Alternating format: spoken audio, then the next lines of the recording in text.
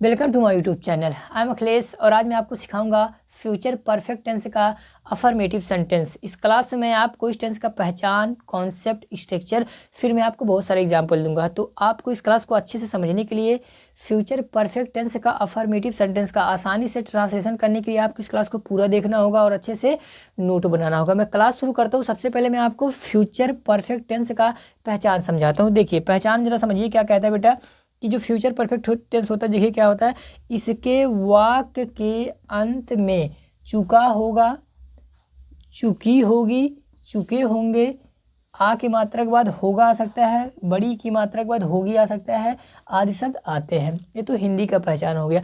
Concept अगर समझ लेते हैं आप तो हिंदी का पहचान आपको रटने की आवश्यकता नहीं पड़ेगा। कॉन्सेप्ट क्या कहता है जरा देखिए बेटा। कॉन्सेप्ट कहता है कि कोई कार्य फ्यूचर में पूरा हो गया होगा। कोई कार्य फ्यूचर में पूरा हो गया होगा। तो जो काम फ्यूचर में पूरा हो गया होगा उस काम को बताने के लिए आप चाहे चुका है लाए, चुका होगा लाए, या गा होगा लाए। जैसे मैं कह रहा हूँ वह पानी पी चुका होगा, तो पानी पीने का काम क्या हो गया होगा, पूरा हो गया होगा। अब मैं बोलूँ वह पानी पी चुका होगा, या मैं ऐसे बोलूँ वह पानी पी लिया होगा।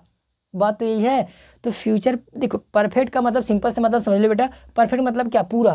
तो जो काम पूरा हो जाता है उसी काम को दिखाने के लिए हम परफेक्ट टेंस का प्रयोग करते हैं। तो फ्यूचर में कोई काम पूरा हो गया होगा तो हम फ्यूचर परफेक्ट टेंस का प्रयोग कर लेंगे। सिंपल सी बात है।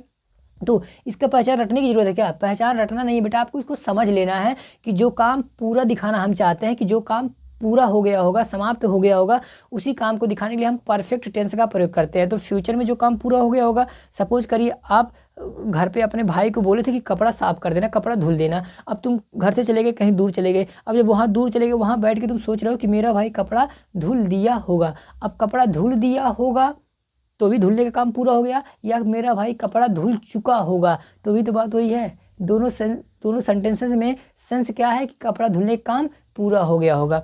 तो कॉन्सेप्ट आई होप समझ गए, पहचान भी समझ गए कि जो फ्यूचर परफेक्ट टेंस होगा उसके वाक्य अंत में चुका होगा, चुके होंगे, चुके होगा आएगा, या गागी इसके बाद होगा होगी आएगा। या फिर कॉन्सेप्ट आप समझ लेते हैं कि जो काम भविष्य में पूरा हो गया होगा उसी काम को बताने के लिए हम फ्यूचर परफेक्ट टेंस का प्रयोग करते हुए, घर पहुंच गया होगा, तुम्हारे पापा आ गए होंगे, अध्यापक पढ़ा दिए होंगे, ये सब काम क्या है, समाप्त, भविष्य में काम समाप्त हो गया है ना। तो जो काम समाप्त हो गया होगा उसी काम को दिखाने के लिए हम इस टेंस का प्रयोग करते हैं। हमारा टारगेट है बेटा अफर्मेटिव सेंटेंस सीखने का। तो अफर्मेटिव का स्ट्रक्चर देख लीजिए, लिखा है यहाँ पे। अफर्मेटिव का मतलब एक ऐसा वाक्य जिसको पॉजिटिव तरीके से कहा गया हो, सकारात्मक तरीके से कहा गया, उसी को कहते हैं अफर्मेटिव सेंटेंस। उसका ट्रांसलेशन कैसे करेंगे हिंदी का? देखिए, सबसे पहले सब्जेक्ट लिखेंगे। सब्जेक्ट मतलब क्या, जो काम किया होगा उसको, उसका इंग्लिश पहले लिखेंगे, उसके अनुसार विल या शैल में से एक का प्रयोग करेंगे। तो शैल का प्रयोग आई और बी के साथ होगा, बाकी सभी सब्जेक्ट के साथ आप विल का प्रयोग करें। उसके बाद हैव लगाना है, हैव के बाद मेन वर्ब का थर्ड फॉर्म लगाना है, थर्ड फॉर्म के बाद ऑब्जेक्ट लिखना है, ऑब्जेक्ट के बाद अगर अदर वर्ड रहेगा तो उसको लिख देना, नहीं रहेगा तो नहीं लिखना है। ठीक है, तो स्ट्रक्चर नोट कर लीजिए। दो एग्जांपल मैंने यहाँ लिख के रखा है ताकि मैं आपको यह समझा सकूँ कि देखिए जो ट्रांसलेशन किया जा रहा है इसी के क्रम में किया जा रहा है। अगर अब आप सब्जेक्ट नहीं पहचान पाएंगे, आप ऑब्जेक्ट नहीं पहचान पाएंगे, मेन वर्ब नहीं पहचान पाएंगे बेटा, तो इंग्लिश सीखना आपकी बस की बात नहीं है। ठीक है, आपको सब्जेक्ट पता होना चाहिए। सब्जेक्ट मतलब क्या, जो काम करेगा। क्रिया मतलब क्या, जो उसका काम है वो क्रिया है। ऑब्जेक्ट मतलब क्या, ऑब्जेक्ट मतलब जिसके ऊपर काम हुआ है, काम का प्रभाव जिस पर पड़ा है, जिस वस्तु पे काम का प्रभाव पड़ा उसे कहते हैं ऑब्जेक्ट कहते हैं। ठीक है, पहले एग्जाम्पल देखिए, वह अपना घर बेच दिया होगा। वह अपना घर बेच दिया होगा। पहले तुम मुझे बताओ सब्जेक्ट क्या है, इसमें कमेंट सेक्शन मुझे चाहिए। पहले सेंटेंस में वह अपना घर बेच दिया होगा, इसमें सब्जेक्ट क्या था, कौन सा शब्द सब्जेक्ट था, और उस सब्जेक्ट का इंग्लिश क्या होगा। ठीक है, तो मैं बताता हूँ। देखो, वह अपना घर बेच दिया होगा, तो वह का इंग्लिश क्या होता है सर, ही। देखो, सब्जेक्ट हो गया। सब्जेक्ट बाद क्या लिखना है बेटा, विल या शैल, दोनों में से कोई एक, दोनों में चिपका देना बेटा। तो दोनों में से कोई एक लगाना है। इसका मतलब होता है ऑब्लिक मतलब अथवा, दोनों में से कोई एक लगाना है। तो सब्जेक्ट हो गया, सब्जेक्ट के बाद विल आएगा। मैंने अभी बताया कि आई और बी के साथ ही आप शैल का प्रयोग कर सकते हैं, अदरवाइज शैल का प्रयोग किसी और सब्जेक्ट के साथ नहीं होता है। ठीक है, तो ही हो गया, विल हो गया, यहाँ तक बात पहुँच गई। अब इसके बाद क्या लिखना है, हैव लगाना है, तो हैव लग गया। हैव के बाद क्या लिखना है, मेन वर्ब का थर्ड फॉर्म, इसके अनुसार ट्रांसलेशन होगा। ठीक है, इसके अनुसार, ये फार्मूला है, इस फार्मूले को याद कर लो। तो अब लिखो मेन वर्ब का थर्ड फॉर्म, काम क्या किया होगा, बेचना, बेचना काम होता है। ठीक है, तो बेचने का third form sell first form होता है, थर्ड फॉर्म जी सेल का थर्ड फॉर्म सोल्ड। देखो, थर्ड फॉर्म भी आ गया।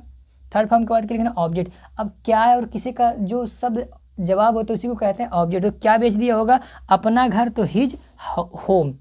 तो बिलो ट्रांसलेशन हो गया। देखो सब्जेक्ट हेल्पिंग ऑफ हैव लिखा है, हैव के बाद मेन ऑफ का थर्ड फॉर्म के बाद ऑब्जेक्ट, तो ऑब्जेक्ट अदर वर्ड नहीं आया तो फुल स्टॉप मैंने लगा दिया। ही will have sold his home, वो अपना घर बेच दिया होगा। तो इसी क्रम में मैंने ट्रांसलेशन किया। दूसरा एग्जाम्पल, वह तुम्हें भूल गई होगी, ओ हो, तुम तो याद कर रहे हो, बैठ कर रोए जा रहा है बेचारा, और वह तुम्हें भूल गई होगी। रोने की ज़रूरत नहीं है बेटा, ठीक है, लाइफ है, यहाँ सब होता रहता है, ठीक है। तो कोई भी बात ज़्यादा लोड लेने की आवश्यकता नहीं है, ठीक है। ये फिलहाल सेंटेंस है, ठीक। तो वह तुम्हें भूल गई होगी, कौन भूल गई होगी? वह। तो वह का इंग्लिश क्या होता है? सी, फीमेल है इसलिए सी आएगा। अब इसके साथ देखो सब्जेक्ट लिख लिया बेटा, आप क्या लिख रहा है? हेल्पिंग, हम दोनों में से कोई एक लगाना है। तो विल या सेल, अभी मैंने बताया कि आई और बी के साथ सेल का प्रयोग होगा, बाकी सभी सब्जेक्ट के साथ विल का प्रयोग करना है। तो सर ये तो आई भी है नहीं, तो विल आ जाएगा, तो सब्जेक्ट हो गया, विल हो गया। अब इसके बाद क्या लिखोगे? हैव, तो हैव लिख दिया मैंने। हैव के बाद क्या लिखोगे? मेन ऑफ का थर्ड फॉर्म। तो भूल जाना, भूल जाने का फर्स्ट फॉर्म होता है फॉरगेट, फॉर लिखा जाता है, फॉर गेट लिखा जाता है, लेकिन बोलते हैं फॉरगेट, बिकॉज थोड़ा मैं स्टाइल में बोलता हूँ, तो फॉरगेट, ठीक है। तो थर्ड फॉर्म होता है फॉरगेटन या फॉरगेटन बोल सकते हैं, फॉरगॉटन एग्जैक्ट प्रोनाउंसिएशन होता है, forgotten. So she will have forgotten object, देखो मेन ऑफ थर्ड फॉर्म के बाद ऑब्जेक्ट, तुम्हें मतलब यू हो गया। देखो तो इसी क्रम में मैं ट्रांसलेशन कर रहा हूँ, ठीक है। अब मैं आपको कुछ और एग्जांपल दिखाता हूँ, मैं हिंदी बोलूँगा, आपको पहले उसका ट्रांसलेशन खुद कर लेना है, बाद में मेरा देख के ट्रांसलेशन करना, ठीक है। तो दो एग्जांपल, स्ट्रक्चर, ये सारी चीज़ें वीडियो पोज करके अच्छे से नोट, हेडिंग डाल लो, डेफिनेशन लिख लो, कॉन्सेप्ट लिख लो, अफर्मेटिव स्ट्रक्चर लिख लो, दो एग्जाम्पल लिख लो, ठीक है। अब मैं मिटा रहा हूँ इसको, अब मैं आपको कुछ एग्जाम्पल्स और दिखाता हूँ, ठीक है।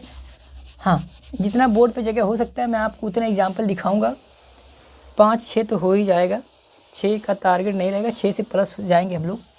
फिलहाल देखते हैं बोर्ड पे कितना जगह आता है। तो पहले जो भी मैं सेंटेंस बोलूँगा उसको आपको वीडियो को रोक के खुद ट्रांसलेशन करना है, उसके बाद फिर मेरा देख के उसको सही करना है, ठीक है। इस तरह से अगर आप सीखते हैं तो बेटर तरीका यही सीखने का, और आप अच्छे से सीख भी पाएंगे, ठीक है, क्योंकि आप अपनी गलती सुधारेंगे, ठीक है, तो आप बेहतर हो जाएंगे, ठीक है। पहला सेंटेंस देखते हैं, मैं कह रहा हूँ वह कपड़ा सिल चुका होगा, वह कपड़ा सिल चुका होगा, वह कपड़ा सिल चुका होगा, कौन? वह। तो ही विल हैव, कपड़ा सिलने के लिए तो स्यू कहोगे, सिलना मतलब स्यू, हाँ स्यू, थर्ड फॉर्म स्यूड।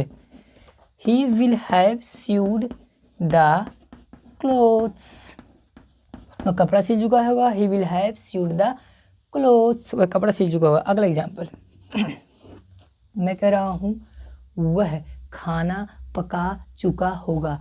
अब चाहे मैं बोलूँ खाना पका चुका होगा या खाना बना दिया होगा, बात तो वही है।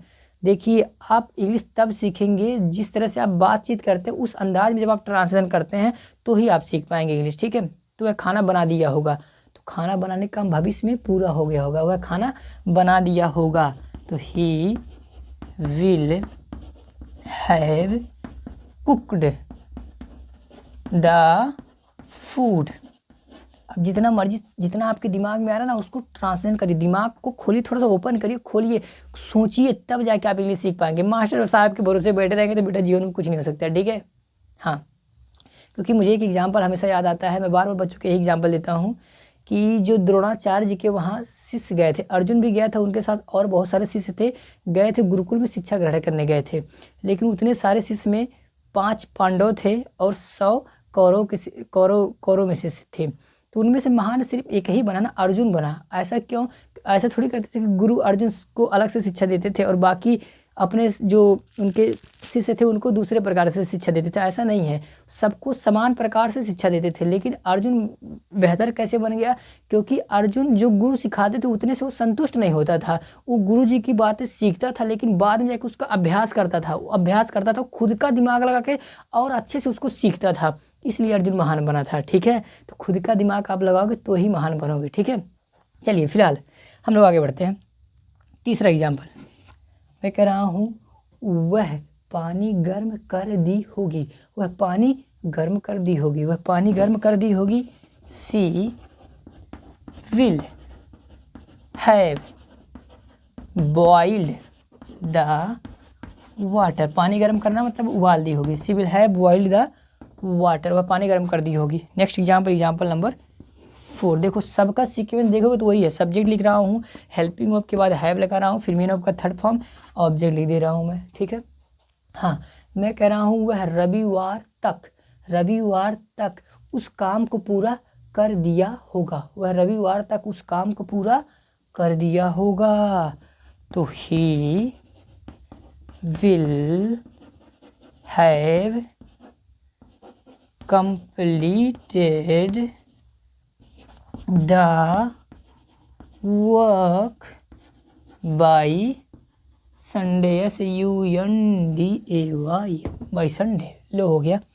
तो ट्रांसलेशन करना बहुत ही आसान है बेटा, लेकिन तब आसान है जब आप हिंदी का सेंटेंस खुद बना पाएंगे, तब आसान है, अदरवाइज आसान नहीं है, ठीक है। हाँ, अगला एग्जाम्पल मैं कह रहा हूँ वे खेल के मैदान में पहुँच गए होंगे, वे खेल के मैदान में पहुँच गए होंगे, तो दे विल हैव, पहुँचने का third form reached, they will have reached in the PLAY ground, playground, GROUND, playground हो गया। एग्जाम्पल नंबर 6, ठीक है। मैं कह रहा हूँ वह अध्यापक वह चैप्टर पढ़ा दिया होगा, वह अध्यापक वह चैप्टर पढ़ा दिया होगा, वह अध्यापक। तो इसका क्या बनाओगे, ही टीचर, इतना मारेंगे तो जाएगा। तो वह अध्यापक दैट टीचर, वह लड़का दैट बॉय।